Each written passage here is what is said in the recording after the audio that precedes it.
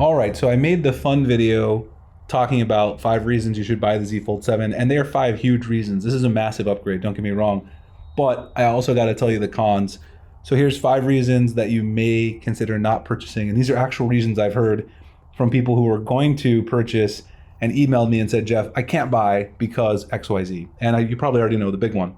But if you are thinking about buying, again, I'll remind you, make sure you check out our mystery box program at our website, sammyguru.com. You get a free case, screen protector, cleaning kit, desktop phone stand, other randomly inserted goodies like Amazon and Google Play gift cards, 1 in every 20 boxes.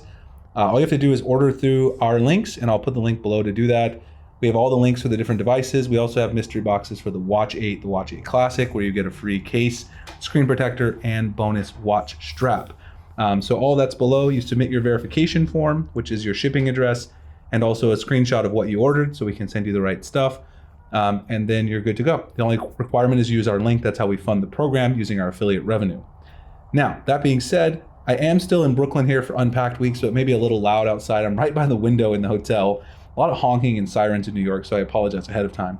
Let's get into it. The first reason you may not want to purchase the Galaxy Z Fold 7, and I've heard this one from at least 50 people who are going to participate in our mystery box program, and they said, well, Jeff, I can't buy now because the S Pen support is gone. And yes, I know this is very frustrating. The S Pen is no longer supported on any display. People were hoping maybe they would bring support to the outer screen. Previously on the Folds, it only supported the inner screen, and now it's gone entirely. I do understand the frustration, but from Samsung, what they've told us since we've been here in New York, this is the only way that removing the S Pen support from the inside. And by the way, you still got Samsung Notes here, and someone was asking me, did they get rid of Drawing Assist? No, you can still use Drawing Assist. You just have to use, you got to use your fingers to draw with Drawing Assist. So you can still do any of this stuff you want. You know, there's no reason that you can't. Here's the Drawing Assist, and you can draw whatever you want and generate images. You just don't have the S Pen. But this was the only way that they could make this thing this thin and light. And look how thin and light it is. It's 215 grams. You can see how thin it is. Compare it, I did this in the previous video, but compare it next to an S25 Ultra. It actually looks thinner than an S25 Ultra. It's a little bit of optical illusion. They're pretty similar. It's not like significantly thinner or anything, but it looks thinner and in its folded form. And obviously its unfolded form, it's even thinner. So, you know, they did the research. They have obviously the internal data to support what people are using. And they found that people just weren't using the S Pen enough, and people were complaining more about the thickness of the Z Fold 6. And obviously, if you look at the Z Fold 6, you can see why. It's very thick. It's substantially heavier than the Z Fold 7.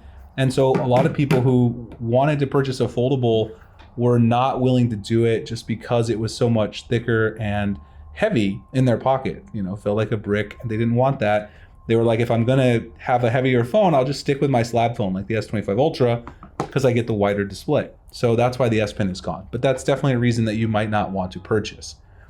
The next reason is the width that I just said. A lot of people, they do want the widest possible screen they can get on their main display. And obviously, if you look at the S25 Ultra, I also showed this in the previous video, it still has a substantially wider display than the cover display on the Z Fold 7.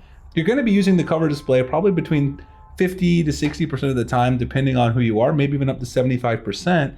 Once you get a foldable, you'll realize the cover display is your main display that you're using.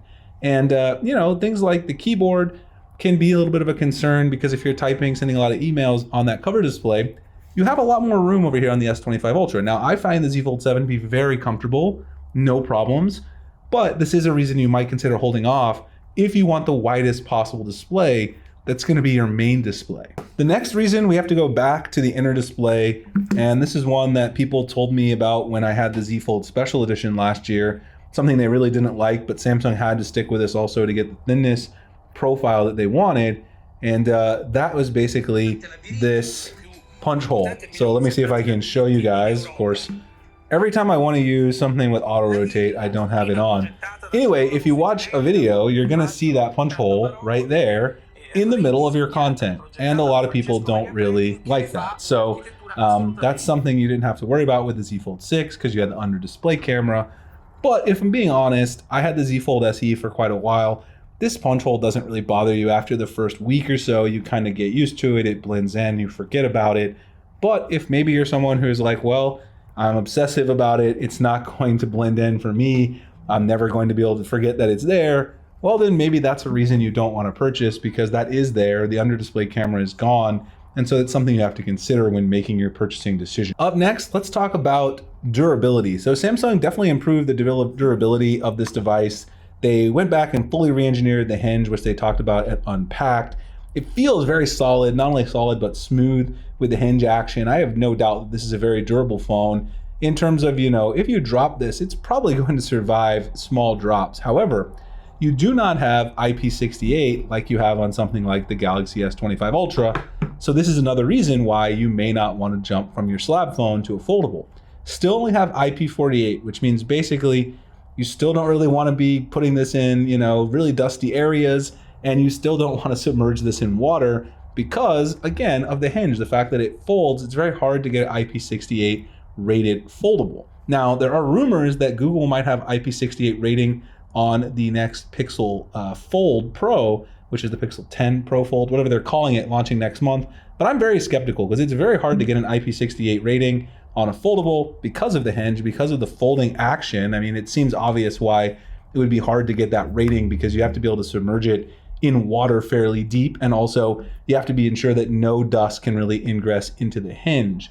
I'm sure Samsung and other companies are working on this, but I think we might be a few years away from seeing that, at least on a Galaxy Fold. And that's something that you've obviously had on something like the S25 Ultra for several years now. So if you're thinking about jumping from the S25 Ultra to the Fold 7, that definitely might be a reason to hold off. The final reason for me that you might want to hold off on the Z Fold 7 is battery life. Now, because it's so thin, they also could not increase the battery capacity. With the Z Flip 7, they did increase it by 300 milliamp hours, but this is still 4,400 milliamp hours, which is basically what you had last year. They still managed to slim this down a ton. You can see the Z Fold 6, how much thicker it was, but they weren't able to slim it down plus include a larger battery. I think we can all figure that out. Space savings, physics. They also had to redesign the hinge. There's a lot going on to achieve this level of engineering with the thinness and the light profile, which obviously is something they were really big on getting to. So you make that sacrifice, you don't get a larger battery, and in using it after a day, I did not have the most amazing battery life on the first cycle, but I usually throw that out the window because on the first cycle, right, you're setting up all your stuff. It's going to be a little heavier than usual on that very first battery cycle. However, I'm still a little concerned at 4,400 milliamp hours, especially, if you're doing a lot of gaming and stuff, with this larger display, which a lot of people do, a lot of multitasking, you may end up having to charge this up, before the end of the day. It may not be a full day phone, which is kind of a shame. Obviously it's a very expensive phone and also going to be your main device. But you got to think about it from this perspective. If you're using it as a phone and a tablet, which would usually be two separate devices that you would have two separate batteries for, it kind of stands to reason that you may end up having to charge up sometime throughout the day. Anyway, I hope you guys enjoyed the video. If you did, like, comment, subscribe. Let me know if you guys are buying a Galaxy Z Fold 7. Lots of people seem to be. Check out our website, sammyguru.com. Order through us to get the mystery box. You have to place the order with your link. These links here, submit the verification form, all that on the website. Appreciate you guys checking out the video. Let's talk about it in the comments. What do you think about Samsung's new Fold?